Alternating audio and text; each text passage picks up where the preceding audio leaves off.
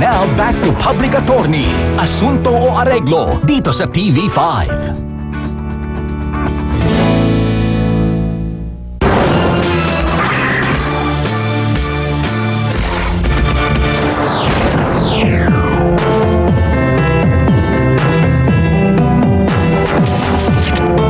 Dahil sa pagpigil ni Fatima sa pagbibigay ng sustento sa anak sa iba ng kanyang kinakasamang si Edward kay Joy, posible siyang ireklamo ng paglabag sa Article 195 ng Family Code.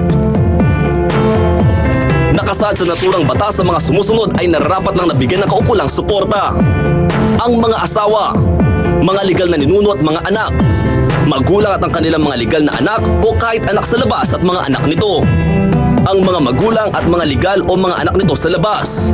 At mga legal na kapatid o mga kapatid sa labas.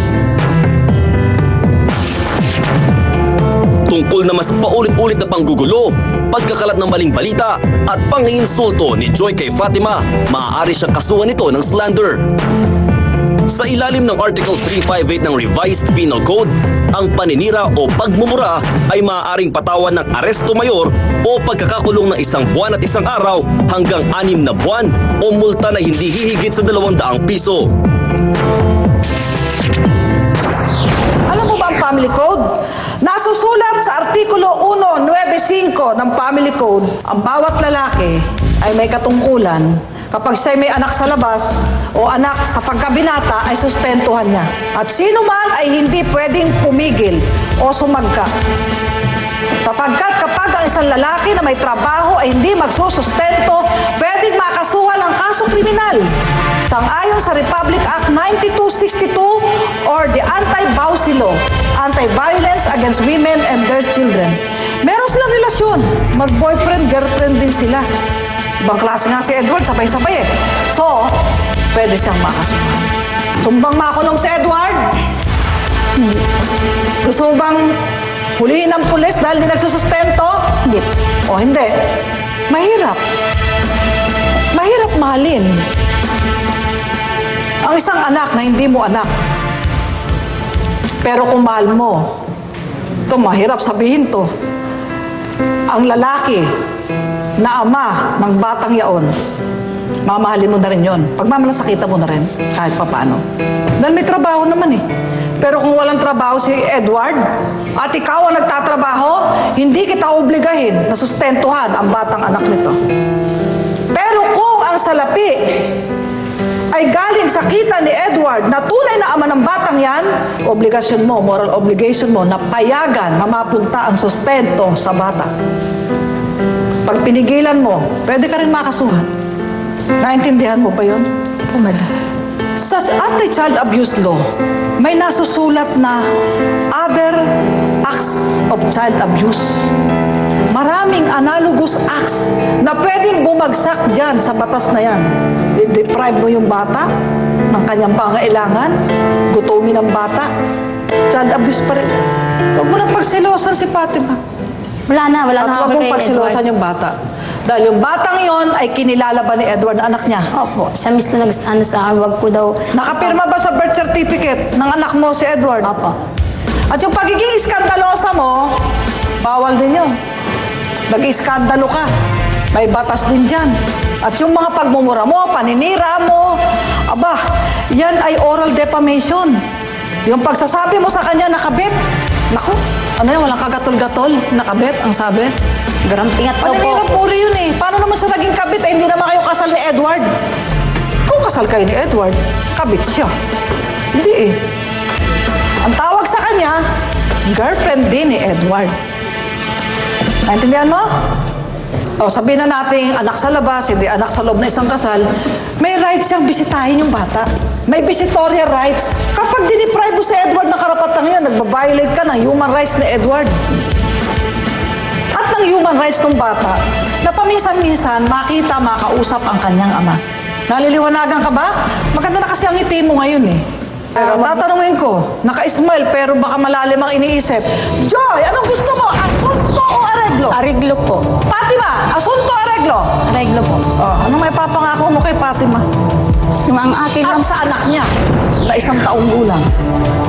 Sige. ang akin lang po, pag magsalubungan kami, wala na kaming pariringgan sa isa't isa. Yun. Kasi Wala nang parinigan. Ikaw lang naman. Ano pa? Tsaka, payagan ko na po si Edward magdalaw sa anak niya. Very good. Katlo. Pati sustento. Yun. Very good. Lalong very good. Meron pa? Wala na po. Yan lang po. Magsasalita ka pa ba ng kabit-kabit, kabit-kabit? Pag sinabi mo siyang kabit, kabit ka rin. Pareho lang kayo. Sa puntong ito, areglo, areglo. Tawagin na natin si Atty. Vanessa Ongpe Jones para sa inyong kompromiso. Matapos magbalita ng masasakit na salita sa isa't isa, nagkasundo rin sina Fatima Garcia at Joy Canoy. Na una, hindi na magpaparinigan ng dalawa tungkol sa isa't isa at sa anak ni Fatima. Pangalawa, hindi na pipigilan ni Joy si Edward na bumisita sa kanyang anak kay Fatima. Pagbibigyan niya ang sustento sa bata. At pangatlo, nangako si Joy na hindi niya muling tatawaging kabit si Fatima. Ngayong napag-usapan na ni Joy at Fatima ang kanilang problema, ano naman kaya masasabi ng kapatid natin? Mami, tama ba yung naging desisyon nila? Opo, tama yon. Nga magbati na lang silang dalawa. At saka ito si Joy, tulungan na lang niya ang anak ni Fatima na magbigay ng suskinto. Kasi kung hindi nila mabigyan ng suskinto ang bata, kawawa naman ang bata. Hindi naman kasali yan sa usapan ni sa nila, kasalanan ng ama, hindi naman kasali ang bata. Dapat ba bang i-welcome nila si Edward sa buhay nila? Para sa akin, hindi na. Kasi hindi lang naman yan sila, sa kanila lang gagawin eh. Gagawin pa yan sa iba.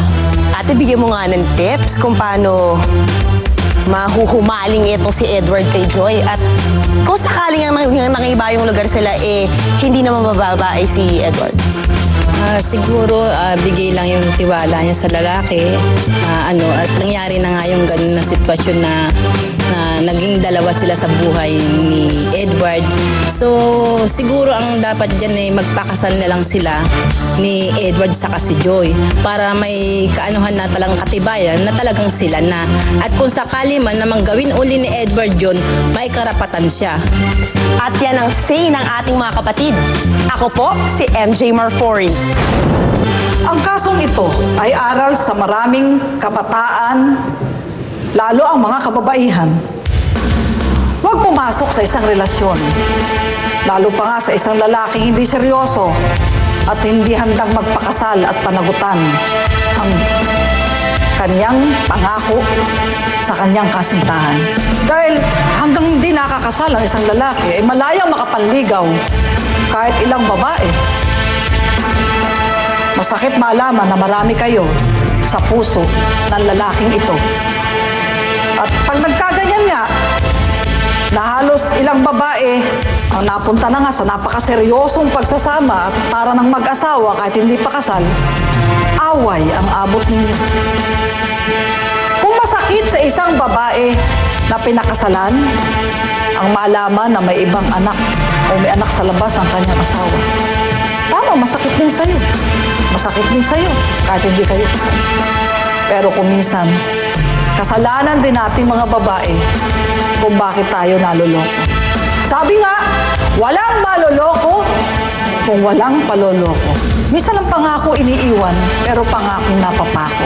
Kaya bago nga, may kasabihan din, bago bumagsak ang bataan, magpakasal muna kayo. Kung gusto nyo na ang lalaking ito na iyong minamahal ay talagang maging kabiyak ng buong buhay. At napaka-importante, kung may mga bata na nga na magdurusa dahil sa away nyo, sa inyong sitwasyon, igalang natin ang karapatan ng mga supling, ng mga bata na walang kamalay-malay kung bakit sila ay sumilang sa mundo. Huwag natin parusahan ng mga bata. Huwag nating kamuhian ng mga batang ito. Dahil ang mga batang ito ay mga inosente na dapat magkaroon ng magandang kinabukasan dahil sa kanila nakasalalay ang pag-asa ng inang bayan. Dapat tandaan ng lahat, pagdating sa batas, lahat ay patas. Ito ang inyong public attorney. Tapos na po ang ating debate. Hindi ka magsisisi, ligato ng katarungan. kulungan. Kinukuha mo yung kanang kita mo. Kailangan ba yung sa akin? Wala akong sinabi sa kanya. Basta bigla ka na lang sumugod sa akin at sinampal ako. Sinampal kita dahil binura na ako ng bayaw mo. Ano sinabi mo sa bayaw mo, ha? Meron kang sinabi. Wala nga. Ano ba sabi ng bukas pagdating ng pera ko? Bukas pa! Para asawa ko na na-stroke, kailan na mamalita niya. Ayaw ko na